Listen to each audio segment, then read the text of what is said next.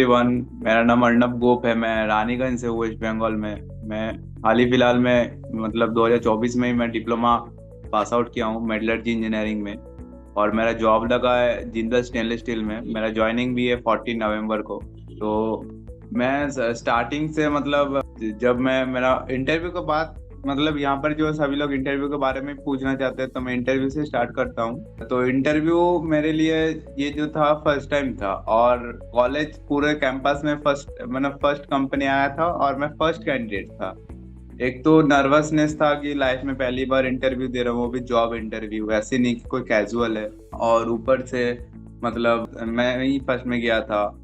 बहुत नर्वसनेस तो था, लेकिन अपने आप को बहुत कूल रख के बहुत मतलब आई कांटेक्ट करके इंटरव्यू के साथ अच्छे से बात करके कंफर्टेबल फील किया। इंट्रोडक्शन दिया खुद का। उसके बाद जितने भी क्वेश्चंस आए मैंने सबको मतलब सब सारे क्वेश्चन का सही से आंसर दिया। जो भी दो चार क्वेश्चन थे वो नहीं बोल पाया तो मैं एकदम एकदम क्लियर कट में बोल देता मुझे नहीं आता है। ये बोलने से कॉन्फिडेंस लो नहीं होता है, अगर क्योंकि सामने वाला इंटरव्यू जो होता है वो देखने आता है कि तुम कितना जानते हो, और एक पर्सन 100% नहीं जान सकता है। तो अगर तुम्हें कुछ नहीं आता है तो तुम क्लियर बोल सकते हो कि मुझे नहीं आता। इससे बैड इंप्रेशन नहीं होगा, लेकिन तुम अगर कुछ गलत बोलोगे और नहीं तो तुम टाइम लगो उस चीज के बारे में, उस क्वेश्चन के बारे में, तो वो बैड इंप्रेशन होता है। तो बहुत कुछ है। जैसे सर क्वेश्चन करेंगे तो मैं आंसर दूंगा, तो आप लोगों का भी हेल्प हो जाएगा कि एक इंटरव्यू सेक्शन में क्या क्या होता है क्या नहीं होता है। तो अर्नब, आपसे मैं जानना चाहूंगा कि जो पहला इंटरव्यू आया तो उसके लिए आपने तैयारी किस तरह से की थी। तो थोड़ा प्रिपरेशन के बारे में बताना चाहेंगे और ऑडियंस को भी किस तरह से करनी चाहिए इंटरव्यू की तैयारी। हाँ, तो मैं फर्स्ट ऑफ ऑल बोलना चाहूंगा यही कि मेरा जैसे कि मेरा फर्स्ट इंटरव्यू था, वो भी जॉब इंटरव्यू। तो मैंने तो पहले जो लोग ऑलरेडी इंटरव्यू मतलब एक्सपीरियंस लोग जो थे, मेरे भैया थे, मेरा दीदी था, और सर्स लोग भी मेरे मेरे मतलब टीचर लोग जो थे कॉलेज में, वो उन लोगों से मैंने पूछा कि सर आप लोग कैसे किए, ठीक है। तो ऐसा थोड़ा बहुत एक्सपीरियंस लिए क्या नहीं करना चाहिए। और वो भी वदनी का एक आया था 15 दिन पहले, इंटरव्यू के 15 या 20 दिन पहले ही। तो हम लोग का जो टीपीओ था विशाल सर ने बोला था कि ये कोर्स करो। तो मैं ये कोर्स जब करना स्टार्ट किया तब मैंने देखा कि अच्छा ये चीज नहीं करना चाहिए और ये चीज करना चाहिए। तो डू नॉट टू डू में बहुत बहुत फर्क आया। मैं जो माइंडसेट में मैं लेके रह रहा था कि नहीं यही करना है, लेकिन मतलब उसके बाद जो कोर्स किया उसके बाद लगा नहीं, ये चीज करने से सामने वाले को बहुत गलत इंप्रेशन हो सकता है। तो बहुत अच्छे से प्रिपरेशन लिया। उसके बाद थोड़े बहुत रॉ इंटरव्यूज लिए, मतलब अपने दोस्त को बोला कि तू एचआर बन जा और मुझे पूछ। तो ऐसे ही प्रिपरेशन लिया, और फॉर्चुनेटली अच्छा अच्छा गया मेरा इंटरव्यू, सिलेक्शन भी हुआ इसीलिए। वेरी नाइस, कॉन्ग्रेचुलेशन अर्नब, आप बहुत ही बेहतरीन कंपनी में ज्वाइन करने वाले हैं, तो बहुत बहुत मुबारक आपको इसके बारे में भी कॉन्ग्रेचुलेशंस। और जो मैं समझा आपके रिस्पॉन्स से कि सबसे पहले जो एक्सपीरियंस लोग हैं पहले उनसे कंसल्ट करो, कि उनसे एडवाइस लो। और उसके बाद में जो भी आपकी चीज़ें हैं, जैसे फॉर एग्जांपल मॉक इंटरव्यू करना, जो आपने बताया कि प्रैक्टिस इंटरव्यूज, वो बहुत ज़रूरी है। और कुछ आप डूज एंड डोंट्स के मतलब बारे में बता रहे थे, थोड़ा सा और एक्सपैंड करना चाहेंगे आप कि डूज एंड डोंट्स जो आप बता रहे थे कि जो आपने सीखा कोर्स में। हाँ, तो मैं पहले ही जो बोला था कि अगर कोई क्वेश्चंस अगर मुझे टैकल नहीं कर पा रहा हूँ तो वो क्वेश्चन को एकदम कॉन्फिडेंटली बोलना होगा कि नहीं sir I can't answer this. तो एक दो क्वेश्चन ऐसे स्किप कर सकते हैं, लेकिन अगर उस क्वेश्चन को मैं अगर सोचने बैठ जाऊं 5 मिनट 10 मिनट ले लूं तो सामने वाला इरिटेट फील करेगा। तो ये एक डोंट है, मैं बोलूंगा। अगर कोई क्वेश्चन तुम्हें नहीं पता है तो एकदम डायरेक्टली कह दो sir I can't answer this question, कोई प्रॉब्लम नहीं होगा।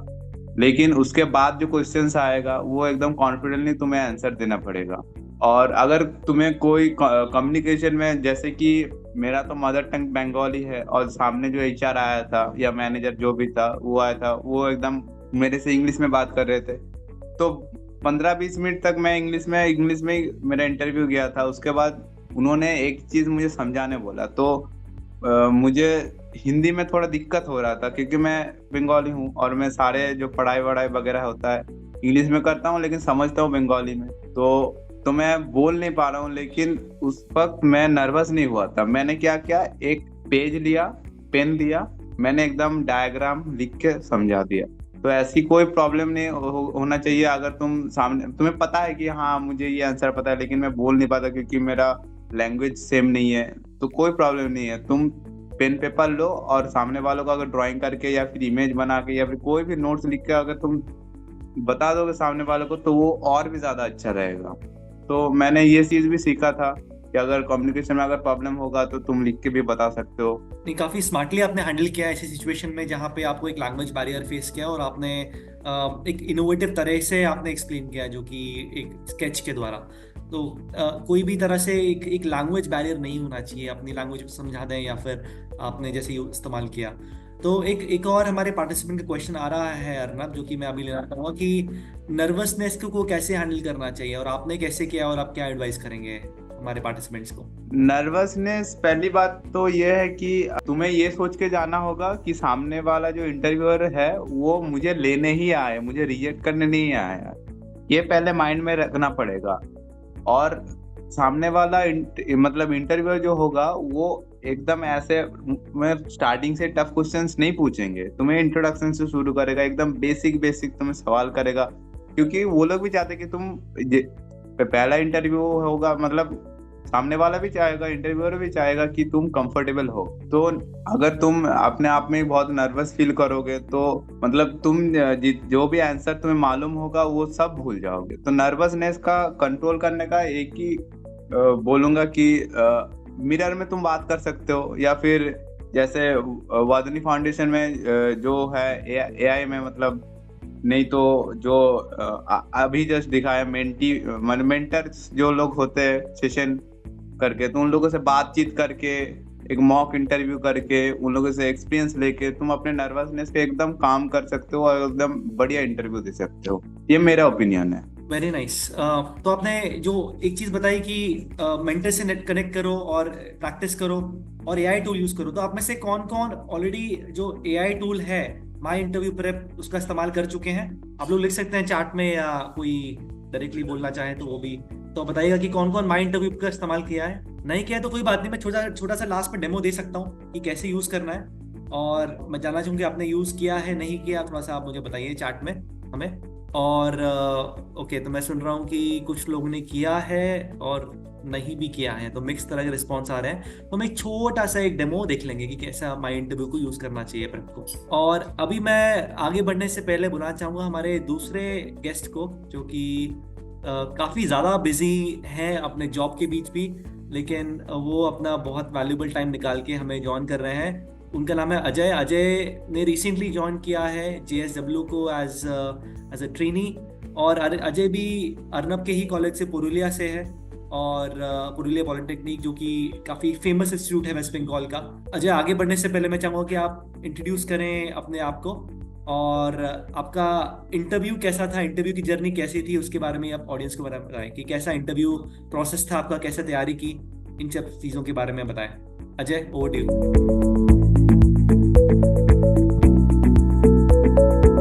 Good evening sir, good evening everyone. Sir मेरा नाम अजय संभी है सर। मैंने इलेक्ट्रॉनिक्स एंड टेलीकम्युनिकेशन में अपना डिप्लोमा किया था। और सर इंटरव्यू तो मेरा बहुत ही स्मूथली रहा था सर। और इस लैंग्वेज का प्रॉब्लम था सर, हिंदी जो कॉमन रहता है इसलिए ज़्यादा प्रॉब्लम नहीं हुआ सर। तो अजय, आपने इंटरव्यू की तैयारी कैसे की थी, क्योंकि आप उन कुछ ही लोगों में से थे जो सिलेक्ट हुए, एक ही नहीं, आपको मल्टीपल ऑफर्स थे, आपको मल्टीपल कंपनीज के। तो कैसे आपने प्रिपरेशन कैसे की थी, आप अपना एक्सपीरियंस शेयर करना चाहेंगे? तो सर टेक्निकल नॉलेज बहुत अच्छा होना चाहिए सर, मैं बोलूँगा सर। कोर नॉलेज जो होता है, और सर एक्सप्रेस अच्छे से करना पड़ेगा सर। वही सर, ये दोनों सर, एक्सप्रेस नहीं कर सके तो कुछ नहीं हो सकता। बिल्कुल बिल्कुल। तो इसमें प्रिपरेशन में जैसा मैं समझ रहा हूँ कि आप रिसर्च करिए, कॉमन इंटरव्यू क्वेश्चंस क्या है वो जानिए। आप काफी काफी ज्यादा मॉक प्रिपेयर करिए, कम से कम हो सके तो 20 to 30 टाइम्स आप मॉक इंटरव्यू कर लीजिए, ताकि आप एकदम जो कॉमन क्वेश्चंस हैं वो उनके उनके जवाब आपके टिप्स पे हो, आपको ज्यादा सोचना ना पड़े। आपने पूछा और आपने सीधा उसका जवाब आपके पेश कर दिया आगे। तो इस तरह से आपकी तैयारी होनी चाहिए। तो कई सवाल थे कि कैसे नर्वस ना हो, तो इसका सबसे बड़ा उपाय तो यही है। एक और था कि इंटरव्यू कैसे अच्छा दें, ऐसा क्वेश्चन भी आया हुआ है। तो इतना तो मैं यही कहूँगा, और जो कि मैं समझ रहा हूँ अर्नब और अजय से भी, कि इनके सक्सेस का सबसे पहले इंपॉर्टेंट रास्ता कि प्रिपरेशन। तो आप बहुत अच्छी तैयारी करिए, तैयारी करने से ही आप एक अच्छा इंटरव्यू दे पाएंगे, इसका कोई भी और रिप्लेसमेंट नहीं है। राइट अजय नर्रब, क्या आप इस बात को एग्री करेंगे या कुछ और यस आपको सर। लगता है? Yes sir, agree sir, agree. मैं आप ही की बात रहा हूँ और जो आपसे सुन रहा हूँ उसी को मैं अपने शब्दों में बयान करने की भी कोशिश कर रहा हूँ। तो एक मेरा क्वेश्चन होगा अर्नब, जब इंटरव्यू हुआ था आपका, तो उस दिन आपको किस तरह से आपने अपने आप को रखा था? उस इंटरव्यू के दिन किस तरह का माइंडसेट रहना चाहिए, किस तरह से ड्रेस होना चाहिए, इसके बारे में थोड़ा बताइए। इंटरव्यू के दिन मतलब पहली बात तो ये है कि मुझे सारी रात अच्छे से नींद नहीं आया था, बार बार उठ रहा था, पानी पी रहा था। नर्वसनेस तो था क्योंकि कॉलेज का फर्स्ट कंपनी था और मतलब लाइफ का भी फर्स्ट इंटरव्यू था।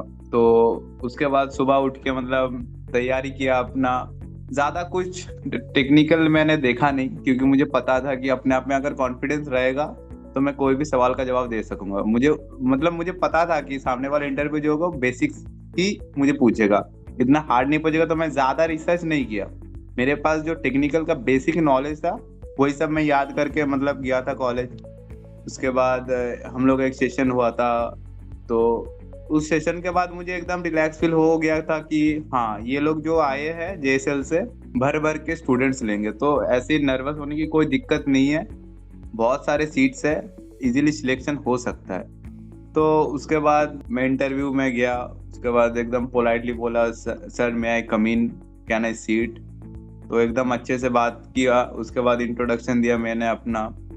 उसके बाद थोड़े बहुत पर्सनल इंटरव्यूज भी किए, फैमिली में कौन कौन रहते हैं, क्या करते हैं। उससे क्या हो गया, मेरा मतलब एकदम कॉन्फिडेंस मेरा मतलब ठीक ठाक हो गया था, नर्वसनेस एकदम चला गया था। उसके बाद जो टेक्निकल क्वेश्चंस आने लगे मुझे, मैं इजीली एकदम मतलब बहुत सारे क्वेश्चंस थे तो मुझे तो यकीन नहीं। मैं उसके बाद मैं अपने जो टीचर्स थे कॉलेज के उससे बोला कि वार्नर तुम्हें ये कैसे कर लिए, तो हम कॉलेज में भी नहीं पढ़ाए। तो सर मैंने एक बार जस्ट देखा था गूगल में तो वही याद आ गया था तो कर लिए।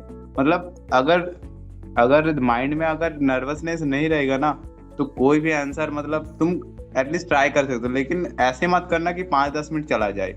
एब्सोल्युटली। अजय, इसी सवाल में आप भी कुछ अपना ऐड करना चाहेंगे कि इंटरव्यू के दिन कैसी तैयारी होनी चाहिए, आपकी कैसी थी? मैं तो मतलब बेसिक सवाल तैयार करता हूँ और मैं सर एक टॉपिक पढ़ लेता अच्छी तरह के, जो ये इसका पूरा आता है सर टॉपिक। मैं उस पर्टिकुलर सब्जेक्ट को ज्यादा अच्छी तरह पढ़ता हूँ सर, कि इससे कुछ गलत ना हो। बाकी सर ओवरऑल पूरा नॉलेज ही रहना चाहिए, बस मेन एक टॉपिक अच्छी तरह से पढ़ना चाहिए। बिल्कुल बिल्कुल, काफी आपने सही किया और तभी आपका सिलेक्शन भी हुआ। तो एक सवाल हमारे पास आ रहा है ऑडियंस से और मैं चाहूंगा आप दोनों ही एक एक करके इस पे थोड़ा सा अपना दृष्टिकोण डालें कि जो डिफिकल्ट क्वेश्चंस हैं, हार्ड क्वेश्चंस हैं, उन्हें कैसे डील करना चाहिए। हम शुरू करते हैं अजय आपसे। सर अगर नहीं आता तो पोलाइटली बोल सकते कि इस टाइम में मुझे याद नहीं आ रहा है, मैं उसके बारे में काम करूंगा, पढ़ लूंगा जाके, ऐसे बोल सकते हैं अगर नहीं याद आ रहा है। ओके, हाँ, काफी बेहतरीन तरीका है क्योंकि ऑथेंटिसिटी, एक जेन्युइननेस होना बहुत जरूरी है।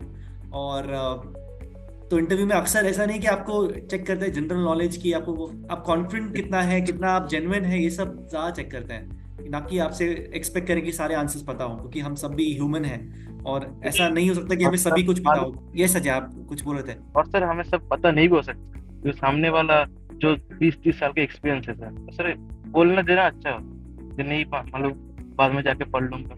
राइट राइट, बिल्कुल। अर्नब, आप इस बारे में कुछ ऐड करना चाहेंगे? थैंक यू अजय, आपका ओपिनियन शेयर करने के लिए, काफी इंसाइटफुल आंसर है आपका। वैसे डिफिकल्ट क्वेश्चंस मेरा मानना है, मेरा खुद का ओपिनियन है, मैं सबका ओपिनियन के साथ नहीं मिल सकता है, लेकिन मेरा मानना है डिफिकल्ट क्वेश्चंस अगर आता होगा तो जो इंटरव्यू दे रहा है उसी के साथ ही आता होगा, क्योंकि इंटरव्यू स्टार्ट करता है बेसिक से, इजी क्वेश्चन से। अगर तुम उस आंसर को अगर ऐसे साइड में तुम ले जाओगे जो अपने आप मतलब एक आंसर का होता है ना कि तुम एक आंसर दिए कि उसका एक और मतलब उससे एक और क्वेश्चन हो सकता है, तो उस क्वेश्चन का एक और आंसर हुआ तो उससे भी एक और क्वेश्चन, तो ऐसे टफ होता जा सकता है। अगर हाँ बाई चांस अगर डिफिकल्ट क्वेश्चन आए तो कोई प्रॉब्लम नहीं है, इजीली तुम बोल सकते हो कि सर अभी याद नहीं आ रहा है, लेकिन मतलब इंटरव्यू के बाद I will genuine see the answer, तो कोई प्रॉब्लम नहीं होगा। इससे ना कॉन्फिडेंस लो होगा, ना सामने वाले की इंप्रेशन खराब होगा, कुछ नहीं होगा। तो डिफिकल्ट क्वेश्चन का ऐसे ही टैकल कर सकते हो। या काफी अच्छा आंसर था। इस पे मैं अपना पर्सपेक्टिव शेयर करूंगी। थोड़ा सा कभी कभी होता है कि कभी हमें क्वेश्चन समझ नहीं आता, ऐसा भी हो सकता है। जैसा अर्नब पहले स्टेज में बता रहा था कि कुछ कम्युनिकेशन गैप हो जाए, तो अक्सर हमेशा एक अच्छा आइडिया होता है कि जैसे कोई डिफिकल्ट क्वेश्चन आया तो उसको रिपीट करना हमेशा एक अच्छा आइडिया हो सकता है, ताकि उसको इसमें आपको कुछ टाइम मिल जाता है आंसर करने के लिए। जैसे आपने पूछा कि ओ क्या आप इसके बारे में जानना चाह रहे हैं, तो उससे कुछ टाइम मिल गया आपको। तो ऐसा नहीं कि तुरंत आपको आंसर करना पड़ा, कुछ 5-7 सेकंड मिल गए तो आप प्रोसेस कर सकते हैं कि हाँ इसका क्या आंसर हो सकता है। और फिर भी नहीं पता तो आप डेफिनेटली कह सकते हैं कि नहीं पता। या एक और तरीका है कि I get back to you, इसके बारे में अभी नहीं पता, मैं वापस आऊंगा इसको रिसर्च करके। या फिर क्योंकि आपने टाइम मांग लिया तो आप उसका आंसर कर भी पाए। एक और आइडिया है कि आप उनसे और इन्फॉर्मेशन पूछ सकते हैं कि मैं समझ रहा हूँ ये, क्या थोड़ा सा और एडिशनल इन्फॉर्मेशन प्रोवाइड करना चाहेंगे। तो उस तरह से और आप जैसा अर्नब और राजे ने बताया, उसके अलावा इस तरीके से भी आप डिफिकल्ट क्वेश्चंस को आंसर कर सकते हैं। अब हमारे पास एक और क्वेश्चन कि कैसे हमें जो क्वेश्चन है जो कि टिपिकली आ सकता है, हमारे पोल में भी आया था शुरुआत में, कि कैसे हम जो वीकनेस है उसको बता सकते हैं। तो कोई अर्नब अजय आप में से कोई आंसर करना चाहेंगे कि वीकनेस को कैसे आंसर करना चाहिए, व्हाट आर योर वीकनेसेस, कि अक्सर ये इंटरव्यू में पूछा जाता है। मेरे ओपिनियन से, मैं जितने भी एक्सपीरियंस लोगों से बात किया हूँ इंटरव्यू के बारे में, सारे ही लोग एक ही चीज बोलते हैं, वीकनेस के बारे में ज्यादा डिस्कस करना मतलब उतना अच्छी बात नहीं है। मतलब वीकनेस ऐसा रखो कि सामने वाला भी सोचे हाँ ये वीकनेस नहीं है, इसका मतलब ये जैसे कि मैं अगर कोई पूछे कि तुम्हारा वीकनेस क्या है, तो मैं बोलूंगा सर मेरा वीकनेस है मैं honesty, I am very honest. तो सामने वाला भी अच्छा लगेगा, अच्छा इसका मतलब वीकनेस ये है। अगर मैं बोलूंगा कि सर मैं मतलब बात करने में प्रॉब्लम होता है सर, मैं नींद देर तक होता है, मैं ऑफिस लेट जाऊंगा, ये मतलब सामने वालों को मतलब अच्छा नहीं लगेगा। तो तुम ऐसा जवाब दो वीकनेस का, सामने वालों को भी अच्छा लगे। और वीकनेस के बारे में इतना डिस्कशन नहीं करना चाहिए मेरे ओपिनियन से। तो एक आखिरी क्वेश्चन होगा मेरे पास अजय और अर्नब आप दोनों के लिए। अजय जैसे आप अनम्यूट कर पाएंगे अपने आप को, आप नेटवर्क क्षेत्र में आ पाएंगे, वैसे आप इसका उत्तर दीजिएगा। अर्नब एक आखिरी क्वेश्चन होगा कि कुछ क्लोजिंग टिप्स, स्पेशली इंटरव्यू के अंत में किस तरह से हमें बिहेव करना चाहिए, और इसमें क्या सलाह होगी आपकी, कुछ और कोई फाइनल टेक अवेज आपके इंटरव्यू प्रेप के बारे में। आफ्टर इंटरव्यू मतलब बहुत सारे स्टूडेंट्स या फिर मैं बोलूंगा कि बहुत सारे इंटरव्यूअर्स होते हैं, मतलब जो इंटरव्यू देता है, और बहुत पसीना आ जाता है हाथ में या नहीं तो फोरहेड में, तो हमेशा एक हैंकी रखना साथ में। लास्ट में इंटरव्यू के साथ हैंडशेक भी करना पड़ता है, तो उस दौरान अगर तुम्हारा हैंड अगर बहुत ज्यादा स्वेटी रहेगा तो वो अच्छी चीज नहीं होगा। और लास्ट में अगर बातचीत, अगर इंटरव्यू खत्म हो जाता है तो सामने वाले को थैंक यू करना चाहिए ऑलवेज। और लास्ट में मैंने जो किया था, मतलब मेरा इंटरव्यू खत्म होने के बाद मैंने बोला था okay sir thank you, handshake किया था, वो सब चीजें ध्यान में रखना चाहिए। ज्यादा मतलब एकदम कॉन्फिडेंटली बोल रहे थैंक यू सर, उसके बाद हैंडशेक भी करना चाहिए, ज्यादा स्वेटी नहीं रहना चाहिए हाथ, और बस वही। और जाने के बाद ऐसा नहीं कि जूता खुल गया, नहीं तो पानी का बोतल गिर गया, वो खराब इंप्रेशन हो सकता है। स्मार्टली वॉक करके गेट से बाहर जाना है बस।